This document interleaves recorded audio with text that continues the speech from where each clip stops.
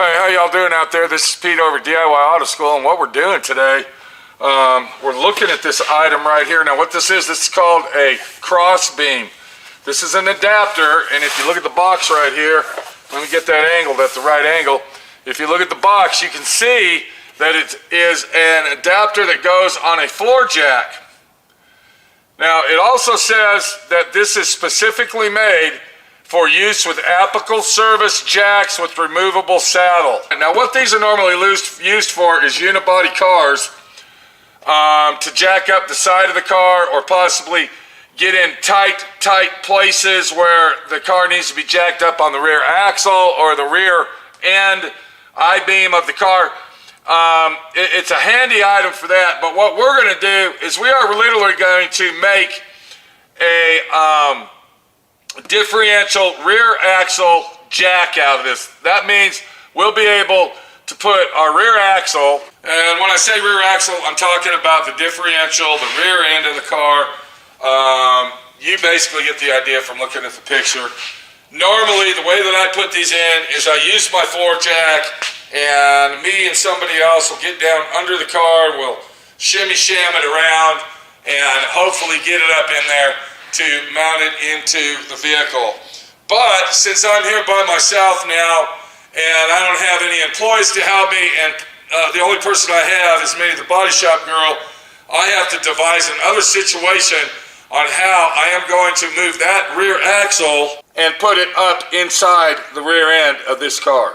Welcome to D.I.Y Automotive School with my friend Pete and Minnie, the body shop girl. It's everything you need to know about cars and more.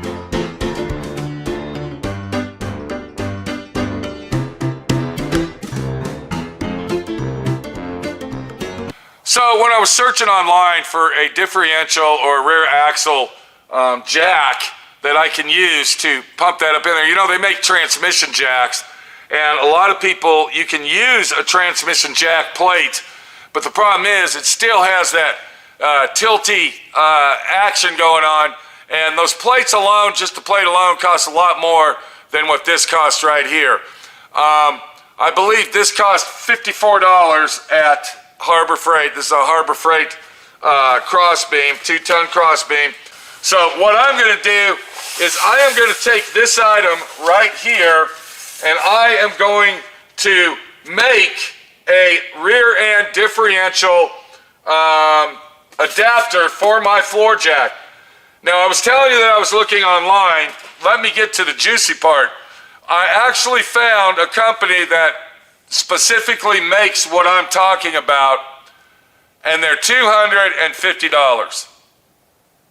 And all it is an adapter that you put onto your service jack, which that's what we're going to do, and then you can use that to lift the rear ends up and down, in and out, and all this other stuff. So let's go ahead and open this box. We're going to look at this item and check it all out, and then we're going to get into the build job of it. And as we open the box, we'll go ahead and do a little unboxing. It does come with all your directions, warranties, manuals, safety instructions, this, that, and the other. Look what we got here. Here's a pin.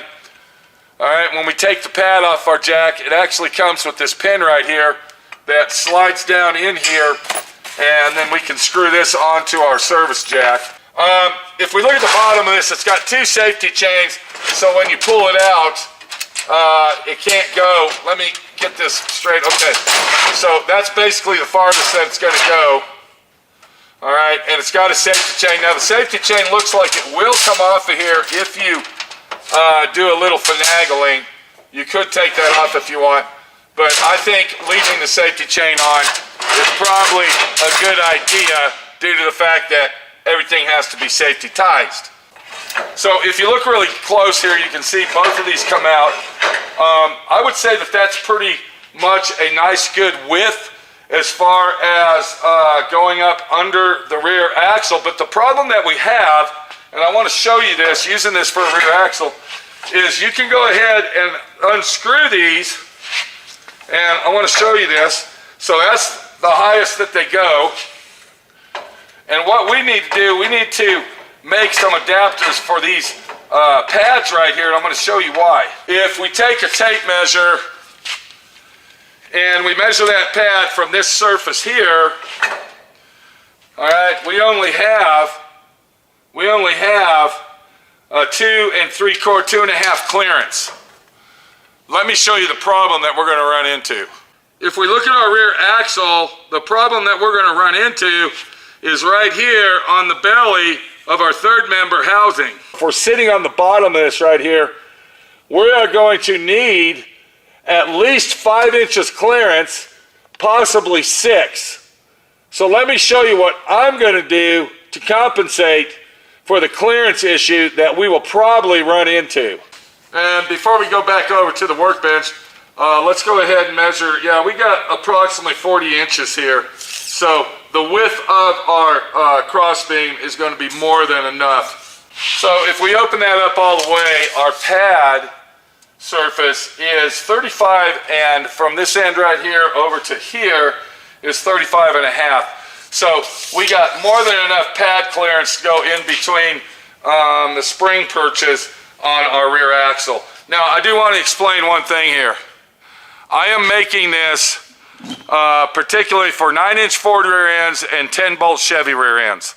If you are doing a Dana rear axle out of a 1-ton truck, you're going to have to figure out and compensate the situation into making bigger perches over on the pads to compensate for the belly of the third member housing. If I was going to use this as a universal tool, and I did a lot of this work, then I would literally take my time and I would make an adapter that goes on here that you can raise up and down to compensate for what we need. So I hope that you understand that. So if you look over here, what I got some 4-inch by 4-inch square tubing. I want to make sure that's 4-inch. Actually, that's 3-inch. So this is 3-inch by 3-inch square tubing. I said that we need at least 6 inches. So if we come over here one more time, we got exactly 3 inches. Well, actually up here, let's go ahead and put this, it's not 3, if it was down here it'd be 3 inches. It's actually 1 inch and 2 inches and 3/4. So we need at least 6 inches. So if I add the 3-inch, what is this right here? Is this 4-inch or that's 3-inch too? Son of a bitch. Okay, I'm gonna go see if I got some 4-inch, but if I don't, then we'll go ahead and use the 3-inch. And what I'm gonna do is I am going to put this on here like that. And let's see how high that will, let's see how much clearance we got. We got 5 3/4 clearance. Now, this was my initial plan. I was gonna take this, and I think I got some 4x4 outside. I'm going to use that instead. But I was going to take this, and then I was going to take this right here, this angle iron, and then I was actually going to weld this on here. Do you see what's going on now?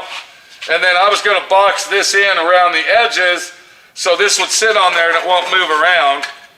All right, once I put the angle iron on there.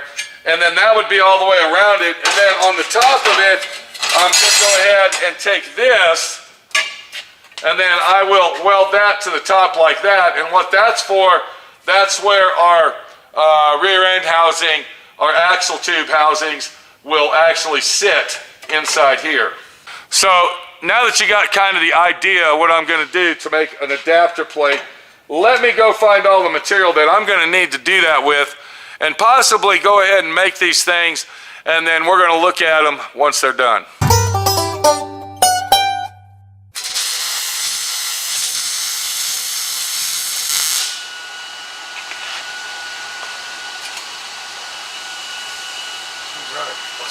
that off.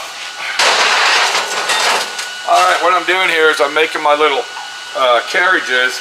I'm going to show you that in a minute. Let me go ahead and finish welding these up real quick. Go ahead and get this turned around. There we go, just like that. And we're not trying to make like a show quality situation here, just to let everybody know. This is a tool that we'll be using. I might grind it down, I might paint it, I don't know, but probably not, due to the fact that I'll very rarely ever use it. But if I do need to paint it, I can, but more than likely I'm not gonna.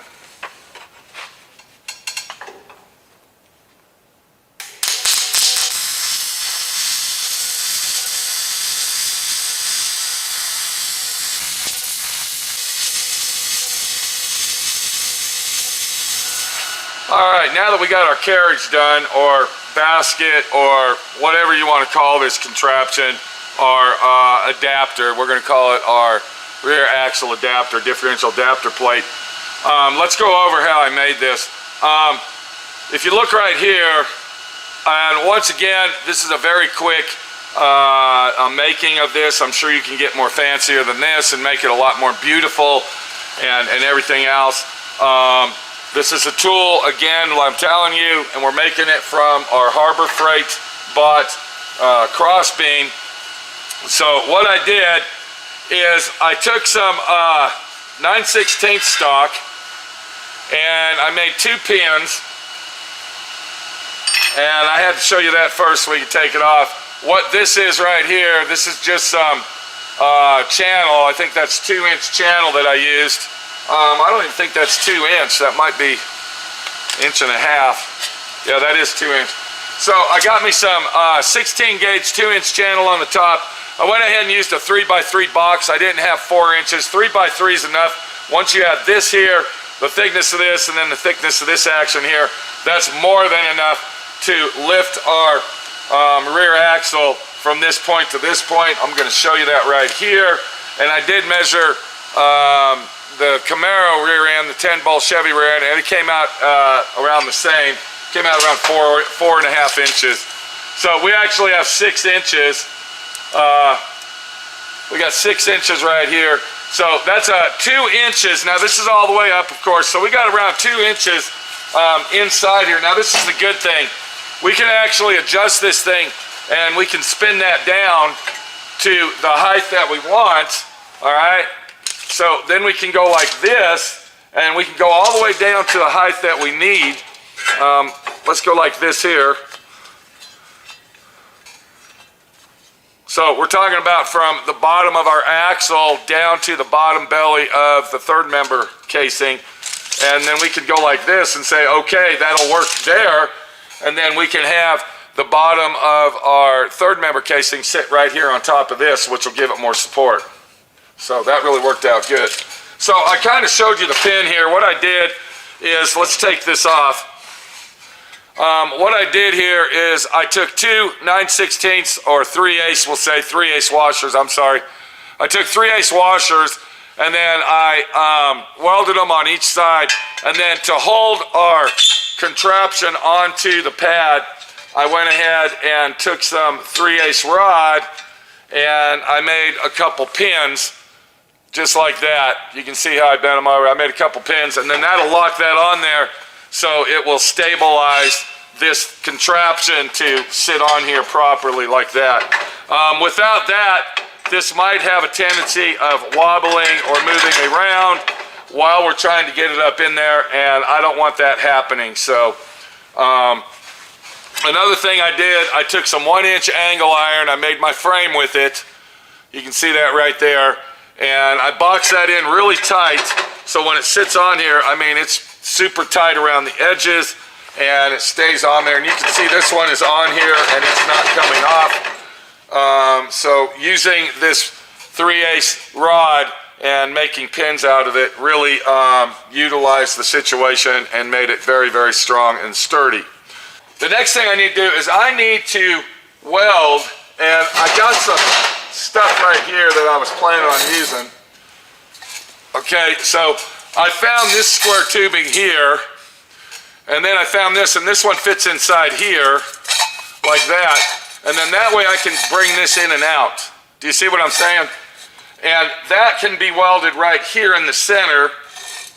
And then we can bring this in and out where we need it. All right? And then what I can do is utilize, I got to go get me a bolt. I got to go get me like a 1-inch bolt or a 1/2-inch bolt. And then I will weld a nut on the top and the bottom of this. All right, am I making sense here? I'm going to weld a bolt on top and the bottom. And then what this will do, this will slide in and out like that. All right, this is my plan. I don't know if this is what I'm going to do or not. But we'll see as we get down the road of this. My initial plan is I'm going to use these two things and then slide this in and out. But what's going to happen, that's going to limit me from going in. And when I say that, if I put a nut on both sides and then I got this bolt that screws up and down, and then I take a little bit more of this action right here, all right, and then I weld that, or actually I wasn't going to do that, I was going to use this. I was going to make the yoke holder out of this action here, and we'll get to that later. But if I do this, then that's only going to be able to go in so far. Because what's going to happen is that nut is going to hit that.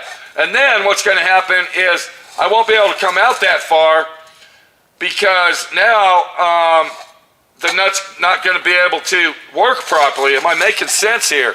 So what I might have to do, and this is just a thought, is I will take my plasma cutter and I'll cut a notch out inside this piece right here to where I can have a slot. All right, well, there'll be a slot inside this tube, just like that. Do you see what I just did there? And then that way, when the nut, when the bolt is inside there, it can slide back and forth inside this slot that I cut out on both sides. And then that will give me the adjustment I need for our third member to be balanced when we set it all in there, where the yoke and the third member won't fall down. And then what I do is possibly rig this up because we don't want that thing moving back and forth while we're working it. So my initial thought was I can drill a hole on the side right here. Okay, I'll drill a hole and then what I'll do is I'll take this nut, all right, and then I can weld that nut onto the side of the square tubing, and then we can use these nuts here as a locking nut on each side. That will hold that in place. So let me go get the hardware that I need. I'm going to go ahead and get this thing built, and then we're going to come back and look at it and see how it works. You kind of get the idea of how it's made. I'm showing you the materials that I used, and let's just go ahead and get this thing done so we can see how it works, and hopefully it's all going to work out great. All right, I got my extension arm made. Let's go over that and let's see how this thing works. This is our cradle. All right, I'm going to take that off. Look what I did. I got a 3/4 inch bolt. I took the outer sleeve of our metal tubing and I cut a little section out, and then on the inner tubing here, the inner square tubing, the one that actually goes inside the bigger one, I cut a notch out of that. We're going to look at that in a minute. So this will slide back and forth to compensate for different lengths of yokes and rear axles. Now, since I'm not going to be using this all the time, specifically for this job, I went ahead and took one of the outside tube sections. I cut it off. I welded it on here. I drilled a hole for a 3/8 bolt, nut and bolt to go through so I could bolt this on. Now, this is our carriage for our yoke on our third member, and I basically just took a piece of pipe. I cut one of the threaded ends off, and then that fits on there just like that. And then what I got here is when this is stable and the yoke is sitting in there, and you're going to see that, I'll be able to turn this down here. I'm going to eventually put a bolt on that, a 3/4 bolt, and then I'll be able to use a wrench or a ratchet Well, after all that mess, we finally got our contraption hooked up. We do have a little bit of an issue that is not really cutting the mustard, and that's our 3/4 inch bolt. It's a little bit too long, so we won't be able to hook this up yet. We will not be able to use it because I have to go get a nut, screw it on to the threads. We're going to have to shorten that. You can kind of see that the stand is way too high, so we're going to have to shorten that down. And then, yeah, so let me go finish mocking this thing up, and when we get back, we'll get that thing hooked up and hopefully it'll work. So, alright, I think I got this thing all rigged up. Let me bring it over here and show you what we did. If we look at it, I went ahead and shortened the bolt. The bolt. And then I also welded a nut on the bottom of that so I can use a ratchet to actually adjust it up and down. Another thing I did is, if you look on the inside right here, over here, you can see I went ahead and added some 1 inch by 1/8 inch, 1/8, what is that, 1 by 1/8, that's not even an 1/8. So it's a little bit, it's the next size down from an 1/8, okay? Went ahead and added that on the inside because this was actually kind of flimsy, so I went ahead and spot welded that in there, and it seems like it works pretty good. So we might clean up the sides of it later. We're not messing with it right now. We've had a lot of problems with this shit, okay? And all we're trying to do is make a jack. That's it. That's all we're trying to do here is make a jack. And this is the kind of bullshit that you fucking run into.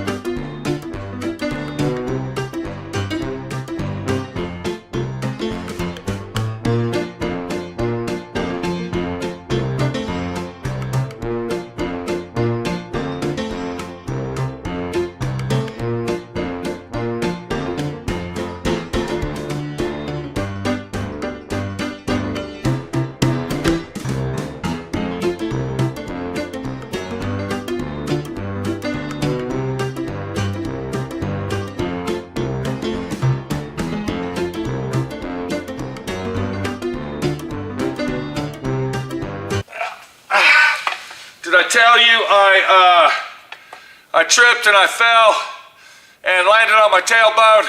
It sucks. Okay, don't do it. So I'm going to put my extension back in. You know, this was supposed to be a nice, easy, simple little situation. And I sure hope this thing works out. I really, really fucking do. Because if this doesn't work out like I want it to, we're really going to be screwed. One more thing I did, I went ahead and cut the threads off the pipe. So this is actually a shorter snout, I guess you could call that, shorter piece of pipe. And then once again, that's going to go on there. So if we need to jack that up and down, it'll be able to move freely.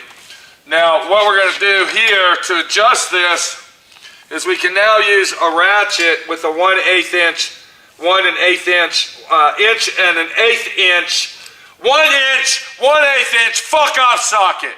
Okay? Instead of this bullshit, yeah, you got it.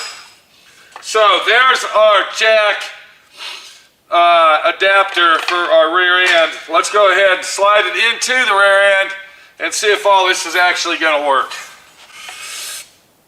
I would like to say, I thought that I would leave these a little longer just for stability, but if they seem to get in the way and it might seem like, you know, these are too big, you can always cut those off. So yeah, once again, we did make this out of scrap iron. I didn't go out and buy the stuff to make this. I just used what I had laying around. Let's get over to the rear end and hopefully this is gonna work. Ow, motherfucker. Ah. Okay, I'm gonna go ahead and just set that right there for now in case I need to do some adjustments.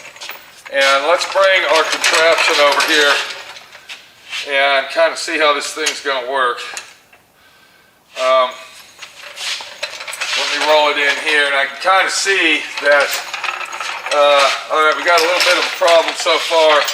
It looks like our front yoke fork is going to hit the rear end, so I'm going to have to take that off like that. So we're going to lay that over there too. And that's another reason I wanted to make that where it moved instead of, yeah, you get the idea. Instead of making it permanent, I went ahead and made it removable. So we're going to go ahead and lift up the rear end like this. And I guess I'll grab this and swing it through here and kind of get it lined up. And before I let that down, I'll go ahead and get this on here and line this up as well. Kind of like that right there. Okay, let's go ahead and move it back just a little bit. And so far, so good. Looks like everything's going to work out. So we got to get our saddles lined up, of course. And then we're going to go ahead and jack this up. Okay, the saddles aren't lined up, so let me get all this lined up in here like this. And this one ain't lined up worth a shit. There it is. Okay. All right. Here we go. Cross your fingers and wish me luck. All right. And look at that. Look what I just made. I just made a universal rear end. And that thing's solid. Look at this. That is solid as a rock. And look what happens here. I just noticed. You can actually move it back and forth. That was extra. I didn't mean to do that. But you know what? That's awesome. That actually worked out great. So, there you go.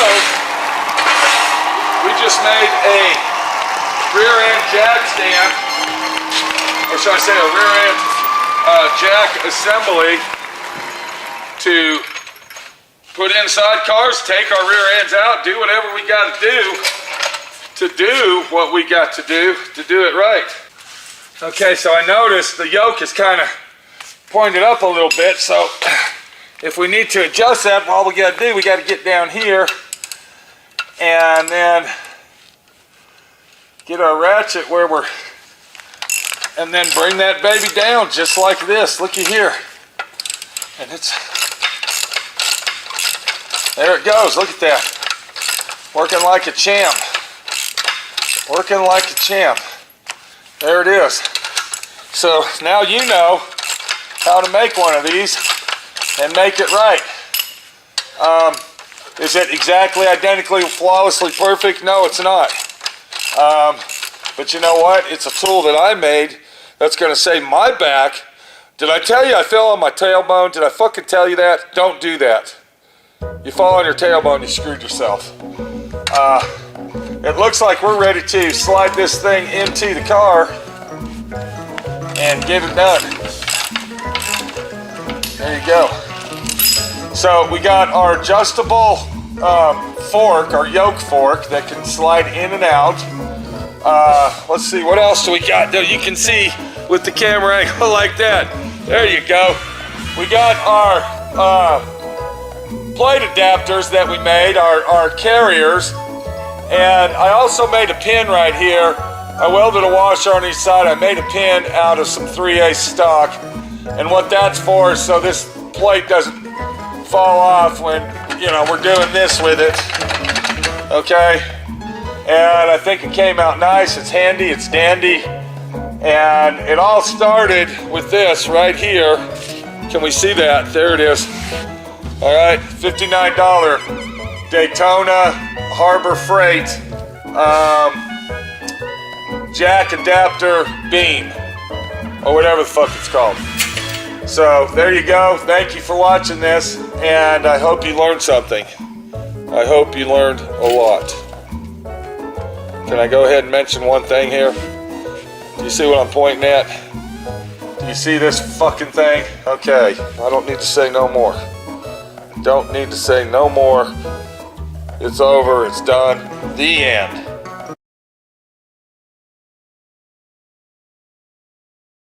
Alright, the first thing we gotta do is we gotta get that pad off of there. So we're gonna go ahead and... Okay, that won't come off. Damn it!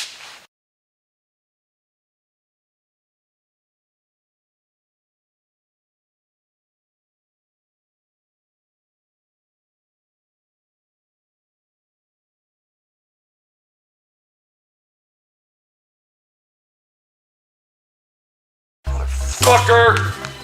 God! See if this fucking thing will take it off. Fucker.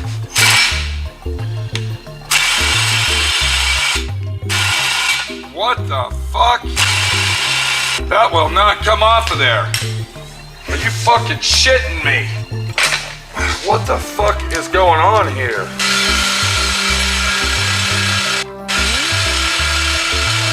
I don't fucking believe it. Motherfucker. Shit. The fucking impact won't even take that motherfucker off. Motherfucker. Bitch. Fucker.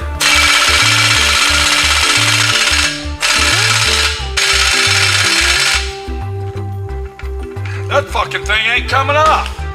I might have wasted my motherfucking money. What the fuck, man? Fucking bitch.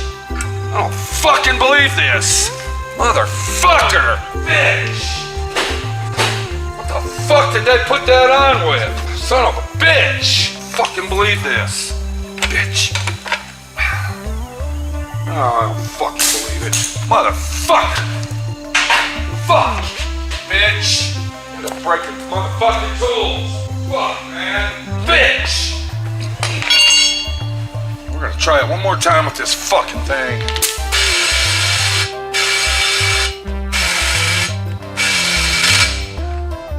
I don't fucking believe it. Motherfucker. Now this fucking thing's stuck on this. What the fuck, man? Shit. Fucker. Fucking joke. Fuck. Fucking way. Fucking joke. Do not fucking believe this. Fucker. Let's fucking believe it. Unfucking believable. Fucking believe this. God! Motherfucker! You got fucking Loctite on it or some bullshit. That ain't coming off. It's fucking stripped out. It is fucking stripped out and will not fucking come off. Fuck! Motherfucker! Bitch! Fucking believe it. Fuck! Motherfucker, man! Fuck, bitch! Shit! Fucker! Fucking down! Fuck! Fuck, bitch! Fucker! Fuck! Fuck, believe this! Fucker! Now the motherfucker's stripped out. Shit! I don't fucking believe this. Fucking joke, man.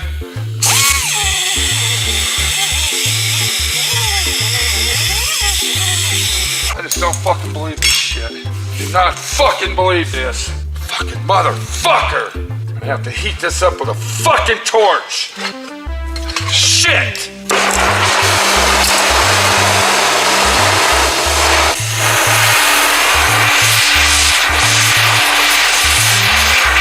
Fuck.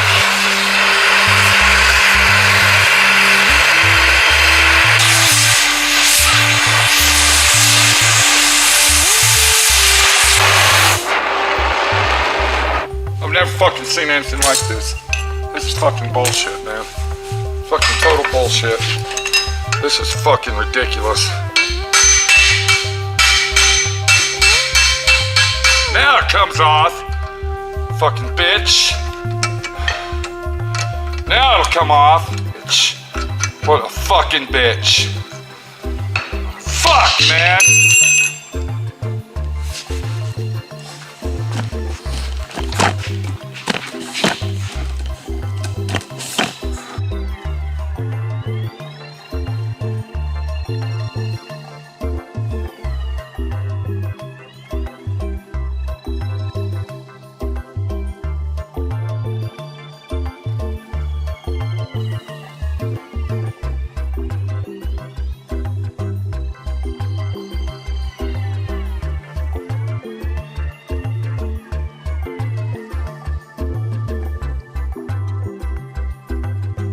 Thanks for watching D.I.Y. Automotive School.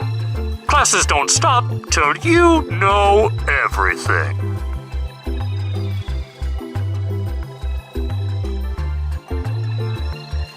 Motherfucker!